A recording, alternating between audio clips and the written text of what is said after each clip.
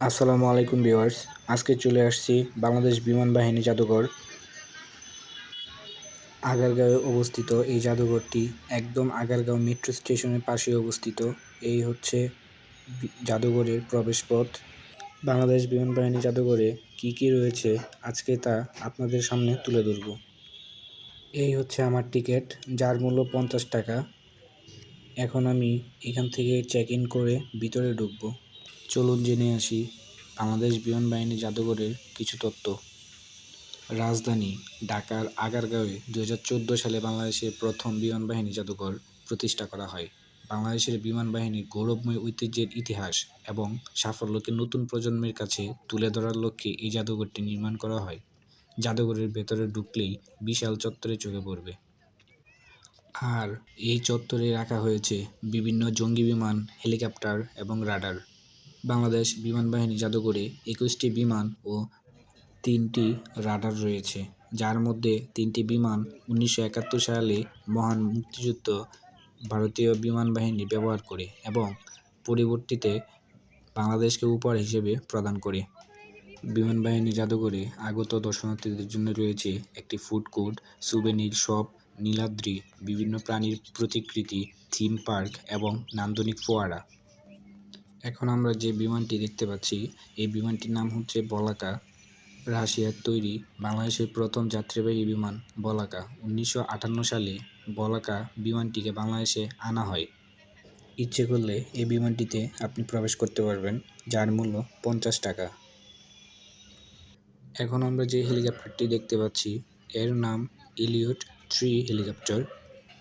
1971 সালে বাংলাদেশের মুক্তিযুদ্ধের সময় ভারত থেকে এই হেলিকপ্টারটি প্রদান করা হয়। মুক্তিযুদ্ধের সময় 25 পাউন্ড বোমা ছোড়ার জন্য এই হেলিকপ্টারের ভিতর বিশেষ ব্যবস্থা করা হয়। মুক্তিযুদ্ধের সময় এই হেলিকপ্টারটির অবদান উল্লেখযোগ্য। এখন যে হেলিকপ্টারটি দেখতে পাচ্ছেন এটি একটি বাংলাদেশ এয়ারফোর্সের হেলিকপ্টার, যা 2007 সাল পর্যন্ত সার্ভিস দেওয়ার পর বাংলাদেশ বিমান বাহিনী জাদুঘরে সংরক্ষণ করা হয়েছে। এই হেলিকপ্টারটি বাংলাদেশের বিভিন্ন উদ্ধার অভিযানেও ব্যবহার হয়েছিল। বাংলাদেশ বিমান বাহিনী জাদুঘরে বেশ কিছু বড় ধরনের হেলিকপ্টার রয়েছে, যাদের মধ্যে এটি অন্যতম। অনেক সময় এই হেলিকপ্টারগুলি বিশেষ অভিযানে ব্যবহার করা হতো। B-25 বিমানটির প্রপেলার দুটির ধ্বংসাবশেষ 29 ডিসেম্বর, 22 এবং 5 মে 23 তারিখে লক্ষ্মীপুর জেলার বল্লনপুর গ্রাম থেকে উদ্ধার করা হয়। পরবর্তীতে গত 27 মে 23 তারিখে প্রপেলার দুটির ধ্বংসাবশেষ বাংলাদেশ বিমান বাহিনী জাদুঘরে সংরক্ষণ করা হয়। দ্বিতীয় বিশ্বযুদ্ধে বর্তমান বাংলাদেশের বিভিন্ন বিমান ঘাঁটি যুদ্ধের ফ্রন্ট ডোর হিসেবে ব্যবহৃত হয়। এই বিমানটি 25C গ্লাইডার, জার্মানি নির্মিত। এই গ্লাইডারটি 1982 সালে বাংলাদেশ বিমান বাহিনীতে সংযোজিত হয়। এই গ্লাইডার বিমানটি মূলত বৈমানিকদের আকাশ অভিজ্ঞতা এর জন্য 1982 সাল থেকে 1997 সাল পর্যন্ত বাংলাদেশ বিমান বাহিনীতে ব্যবহৃত হয়। এটি একটি প্রশিক্ষণ বিমান। চীনের তৈরি এই বিমানটি 1985 সালে বাংলাদেশ বিমান বাহিনীতে অন্তর্ভুক্ত করা হয়েছিল। এটি মূলত প্রাথমিক প্রশিক্ষণ বিমান। বর্তমানে বিমানটি বাংলাদেশ বিমান বাহিনী একাডেমিতে প্রাথমিক বৈমানিক প্রশিক্ষণের জন্য ব্যবহৃত হচ্ছে। অন্যদিকে এই বিমানটি 1960 সালে তৈরি করা হয়। এই বিমানটির সর্বোচ্চ গতি 370 কিলোমিটার এবং সর্বোচ্চ দূরত্ব 2315 কিলোমিটার। বিমানটি 5.6 কিলোমিটার উচ্চতায় চলতে পারে। এই বিমানটির নাম হচ্ছে DH-3 ওয়াটার। 1971 সালে বাংলাদেশের স্বাধীনতা যুদ্ধের সময় ভারত সরকার এই DH-3 ওয়াটার বিমানটি বাংলাদেশকে প্রদান করে। এই বিমানটি কানাডায় তৈরি। বাংলাদেশের স্বাধীনতা যুদ্ধের সময় বাংলাদেশ বিমান বাহিনীর দক্ষ টেকনিশিয়ানরা অক্লান্ত পরিশ্রম করে এই বিমানটি বোমারু বিমানে রূপান্তরিত করে, যার ফলশ্রুতি এই বিমান দ্বারা 3 ডিসেম্বর 1971 সালে আকাশ থেকে আক্রমণের মাধ্যমে চট্টগ্রাম সমুদ্র বন্দর অভিযান হয়।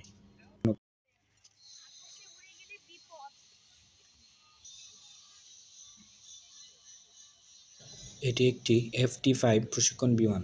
চীনের তৈরি এই প্রশিক্ষণ বিমানটি বাংলাদেশ বিমান বাহিনীতে 1981 সালের এপ্রিল মাসে প্রথম উড্ডয়ন করেছিল। MI-4 হেলিকপ্টারটি 60-এর দশকের শুরুতে ভারতীয় বিমান বাহিনীতে সংযোজিত হয়। হেলিকপ্টারটি বাংলাদেশের স্বাধীনতা যুদ্ধে অংশগ্রহণ ও অবদানের কারণে ভারতীয় বিমান বাহিনী বাংলাদেশ বিমান বাহিনীকে উপহার হিসেবে প্রদান করে। এখন যে দুটি রাডার দেখতে পাচ্ছেন, এই রাডারগুলি খুবই শক্তিশালী। শত শত মাইল দূরে শত্রু বিমানকে টার্গেট করার জন্য এই রাডারগুলি ব্যবহার করা হতো যুদ্ধক্ষেত্রে। এগুলো হলো রকেট আগ্নেয়াস্ত্র, একটি সোভিয়েত ভিত্তিক রকেট পড যা জার্মান বাহিনী দ্বারা দ্বিতীয় বিশ্বযুদ্ধে ব্যবহৃত রকেট পডের উপর ভিত্তি করে ডিজাইন করা হয়েছিল। এখন যে বোমাগুলি দেখতে পাচ্ছেন, বম ও রকেট বেসমেন্ট, এগুলি হচ্ছে মাঝারি ধরনের বিমানে ব্যবহার করা হয়। এই বোমাগুলোর দৈর্ঘ্য 53 ইঞ্চি এবং প্রস্থ 16.50 ইঞ্চি।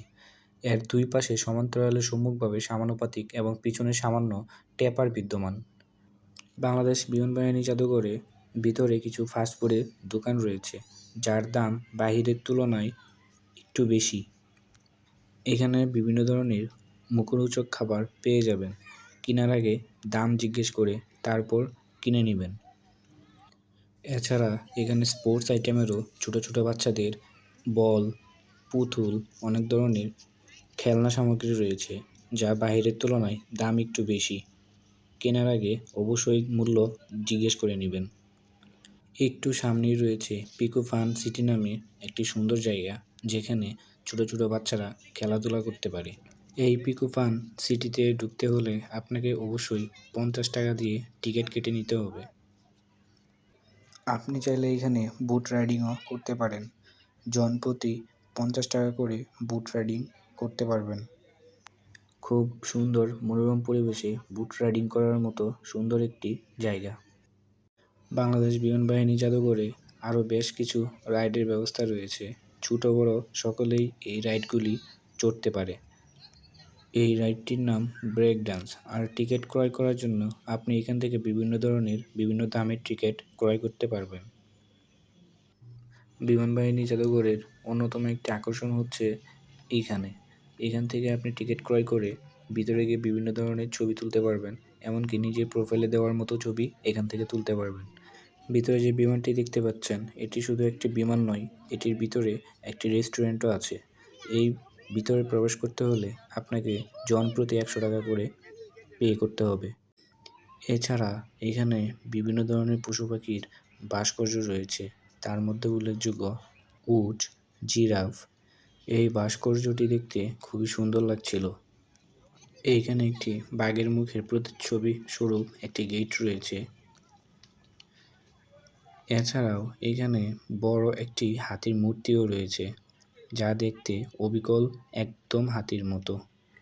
আজকের ভিডিওটি এই পর্যন্তই। যদি ভালো লেগে থাকে অবশ্যই সাবস্ক্রাইব করবেন আর সবসময় পাশে থাকবেন। আল্লাহ হাফেজ।